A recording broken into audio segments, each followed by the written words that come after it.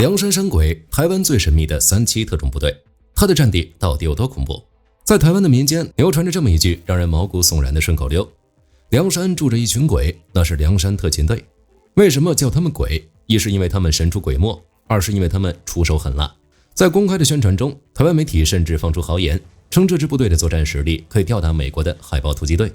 那么，这支被称为凉山山鬼的神秘部队到底是什么来头？传说中那场仅凭赤手空拳就把数百名重刑犯打得哭爹喊娘的监狱战报，又是怎么回事？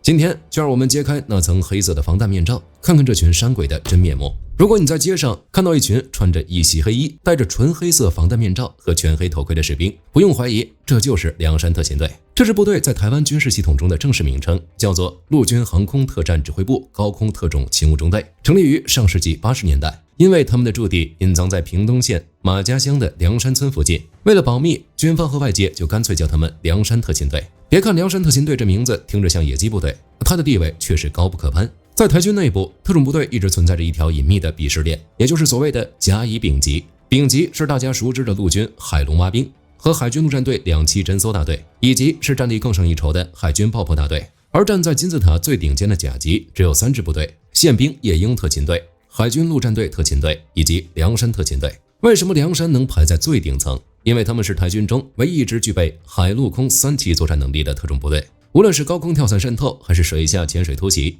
亦或是在深山老林的野外生存，对他们来说都是家常便饭。他们的任务绝不是普通的站岗放哨，而是反突击、反截击、反破坏，甚至在战时，他们要负责渗透到敌后，执行最高级别的斩首行动。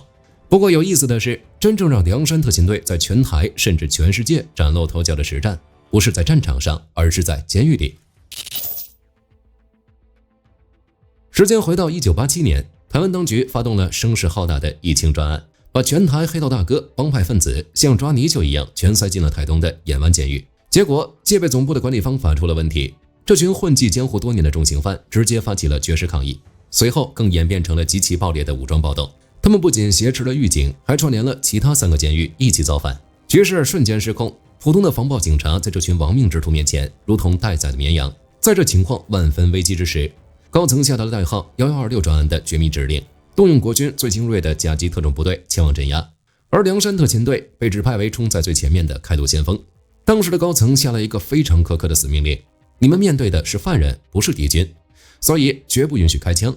这就意味着凉山特勤队必须拿着木棍、盾牌和拳头去跟几百个拿着磨尖的牙刷、铁管的黑道杀手进行肉搏。黑道大哥们一听这事儿，立马笑嘻了，纷纷开香槟说这波稳了。他们却不知道，凉山山鬼的拳头是比枪更可怕的武器。山鬼们一赶到监狱，没有任何废话，直接打开大门，接着就是一场白刃战、肉搏战。面对穷凶极恶的暴徒，凉山队员们爆发出恐怖的战斗力。既然不让开枪，那就往死里打。于是凉山特勤队硬是用拳头和棍棒在人群中打出了一条血路，把那些平时纵横四海的帮派大佬打得哭爹喊娘。据传闻，混战之后，大佬们纷纷跪地求饶，说自己愿意牢底坐穿，改过自新，只希望山鬼们快快住手。最终暴动被强行镇压，这群凉山鬼的彪悍战力从此在民间传开，成了黑道分子闻风丧胆的噩梦。那么该如何加入这支神秘的特种部队呢？不知道大家有没有听过这句老话：凉山山鬼专门送敌人去见鬼，但首先你得先变成鬼。想要加入这支王牌部队，光有胆量还不够，你必须经历一场突破人体极限的魔鬼选拔。每一名凉山山鬼的成员都来自深渊之中。据一名退役的凉山教官回忆，当年他去报名，一开始只是贪图特勤队每个月29500元的补贴，但进去之后才发现，这里的钱真的是拿命换来的。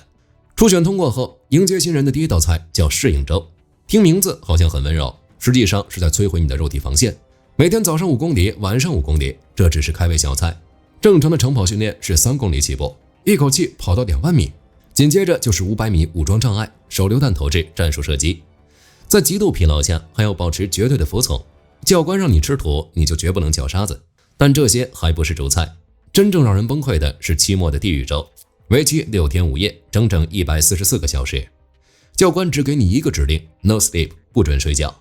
在这6天里，每天最多只让你合眼1个小时，而且在这极其宝贵的1个小时里，你根本不敢睡死，因为随时会有教官或者扮演假想敌的老队员冲进你的阵地进行疯狂袭扰。只要你一闭眼被抓到，对不起，你阵亡了，直接卷铺盖滚蛋。在这种极限的睡眠剥夺下，人的精神防线会被彻底摧毁。有人当场情绪崩溃，嚎啕大哭，甚至有人出现了严重的幻觉，精神已然崩溃。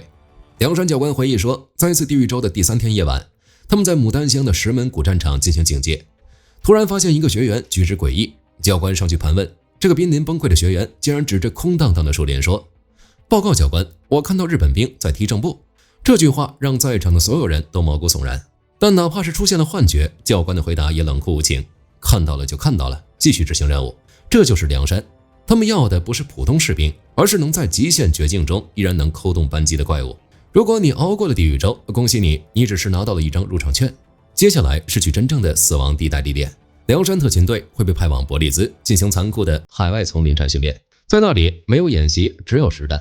教官全说西班牙语或带浓重口音的英语。在枪声大作的丛林里，你一旦听错指令，跑错位置，迎接你的可能就是队友射来的实弹。甚至有人因为碰上了剧毒的植物，导致身体肿胀变形，被紧急抬走。一次派出29个顶尖学员，最后能活蹦乱跳结业的还不到2/3。还有在合欢山进行的极限雪训，因为稍有不慎就可能在高速滑雪中撞断队友的腿骨。而到了2016年之后，梁山特勤队更是把狙击手训练推向了变态的极致。学员要背负25公斤的装备，加上超过10公斤的重型狙击步枪，在深山老林里潜伏几天几夜，忍受蚊虫的叮咬和极端的温差，只为了在敌人最松懈的那一秒钟给予致命一击。就像陆军司令部曾说的那样，梁山不只有一群鬼，而且还是能百步穿杨的鬼。梁山特勤队的每一个人都是经历了无数次生理和心理的撕裂，才最终披上了那层令人畏惧的黑衣。他们没有美军那种花里胡哨的高科技支援，他们靠的就是来自深渊和地狱的磨练，换来超越人类的非凡肉体和意志，最终默默守护每一个台湾人平静的生活。这是一群最可怕的鬼，也是台湾最温柔的鬼。好了，本期关于台湾最神秘的梁山山鬼就给大家揭秘到这里。你觉得这支台湾最强特种部队，如果真在战场上遇到其他顶尖特种部队，能有几分胜算？欢迎在评论区留下你的硬核观点。喜欢的话，请点赞关注。